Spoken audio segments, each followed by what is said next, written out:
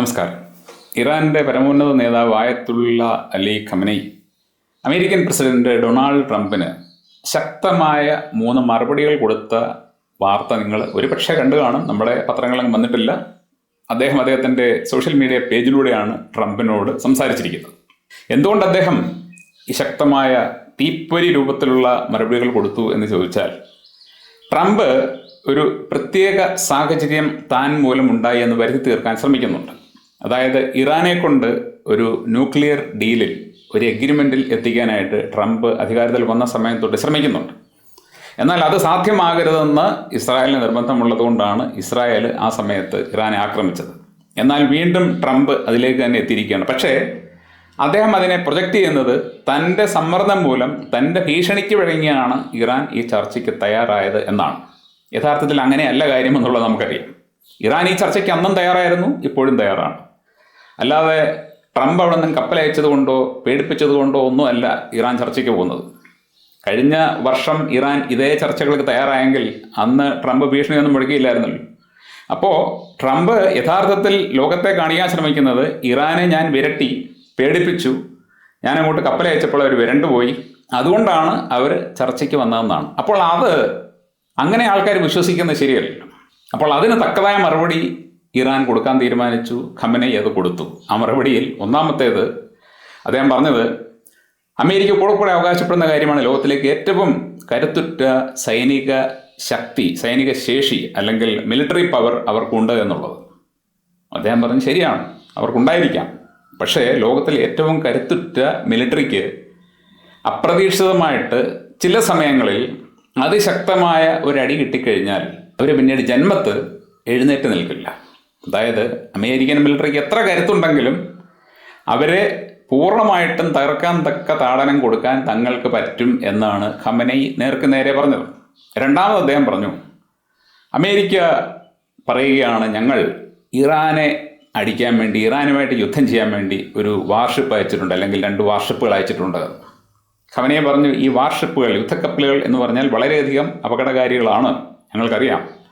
പക്ഷേ അമേരിക്ക തിരിച്ചറിയണം, അവയേക്കാളും അപകടകാരി ഈ വാർഷിപ്പുകളെ കടലിൻ്റെ അടിയിലേക്ക് മുക്കാൻ കെൽപ്പുള്ള ആയുധങ്ങളാണ്.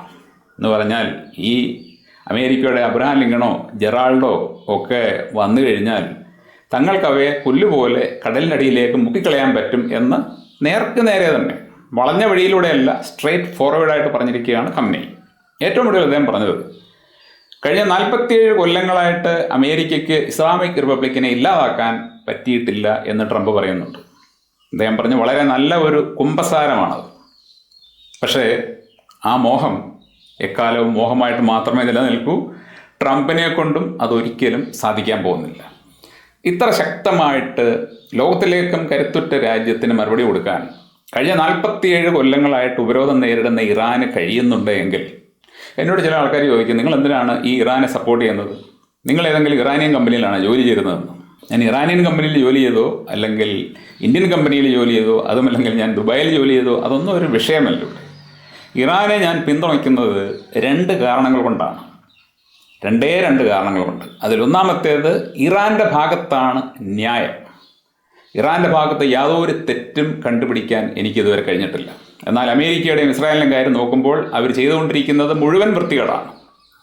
മറ്റുള്ള രാജ്യങ്ങളുടെ സ്വയം ഭരണാധികാരത്തിന്മേൽ കടന്നു കയറി അവിടെ കാര്യങ്ങൾ തീരുമാനിക്കാൻ ഇവർക്കാരാണ് അധികാരം കൊടുത്തത്? ഇസ്രായേൽ എന്തുവാണ് ചെയ്തുകൊണ്ടിരിക്കുന്നത്? ഇസ്രായേൽ ഗാസയിലുള്ള ആൾക്കാരെ നിഷ്കരണം കൊലപ്പെടുത്തി ആ സ്ഥലം സ്വന്തമാക്കാൻ ശ്രമിക്കുന്നു. ഇറാൻ ഏതെങ്കിലും സ്ഥലത്തേക്ക് കടന്നു കയറി അവിടുത്തെ നിരപരാധികളെ കൊന്നൊടുക്കുന്ന നിങ്ങൾ കണ്ടിട്ടുണ്ടോ? ഒരിക്കലും അവർ ചെയ്തിട്ടില്ല. നിലപാടുള്ള രാജ്യമാണ്, ന്യായമുള്ള രാജ്യമാണ്. രണ്ടാമത്, ഇറാനെ ഞാൻ പിന്തുണയ്ക്കുന്നതിൻ്റെ കാര്യം ഈ പറഞ്ഞ നിലപാട് തന്നെയാണ്. അതായത് അവർക്കൊരു നിലപാടുണ്ട്.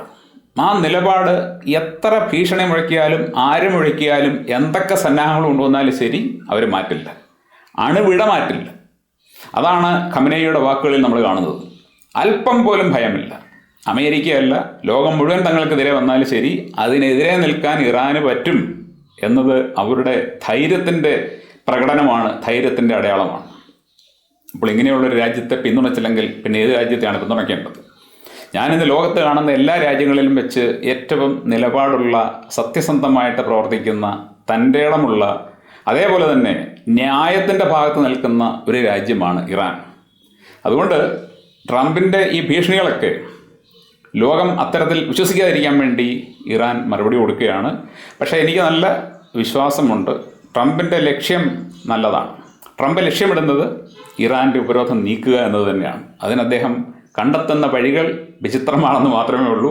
കാരണം അങ്ങനെയൊക്കെ ചെയ്യേണ്ട ഒരു സാഹചര്യത്തിലാണ് അദ്ദേഹം നിൽക്കുന്നത്. അതൊരു പക്ഷേ ഇറാനും അറിയാം, ഇറാനും വ്യക്തമായിട്ട് അറിയാം. ഇറാനെതിരെ പ്രവർത്തിക്കുന്നത് ട്രംപല്ല, മറ്റു ചില ആൾക്കാരാണെന്നുള്ള അവർക്ക് നന്നായിട്ടറിയാം. അതുകൊണ്ട് തന്നെ ട്രംപിന് കൊടുക്കുന്ന മറുപടി യഥാർത്ഥത്തിൽ അവർ കൊടുക്കുന്നത് ട്രംപിൻ്റെ പിന്നിലിരുന്നുകൊണ്ട് കളിക്കുന്ന ആൾക്കാർക്കാണ്. അല്ലെങ്കിൽ ഇറാനെ തകർക്കണമെന്ന് ആഗ്രഹിച്ചുകൊണ്ട് കരുക്കൾ നീക്കുന്ന ആൾക്കാർക്കാണ് ഇറാനിയെ മറുപടി കൊടുക്കുന്നത്. എന്തായാലും ശരി, ഏറ്റവും ഒടുവിൽ ജനുവയിൽ നടന്ന ചർച്ച വളരെയധികം വിജയകരമായിരുന്നുവെന്നും കൺസ്ട്രക്റ്റീവായിരുന്നുവെന്നാണ് ഇറാൻ്റെ വിദേശകാര്യമന്ത്രി പറഞ്ഞത്. അതുകൊണ്ട് തന്നെ ഏറെ വൈകാതെ അമേരിക്കയും ഇറാനും തമ്മിൽ ഒരു ഡീലിലെത്തി മിഡിൽ ഈസ്റ്റിൽ ഇപ്പോൾ പുകഞ്ഞുകൊണ്ടിരിക്കുന്ന എല്ലാ തീയും കെട്ടുപോകും എന്നുള്ളത് നമുക്ക് ഉടൻ തന്നെ ഏറെ വൈകാതെ കാണാൻ സാധിക്കുന്ന കാര്യമാണ്. Thank you.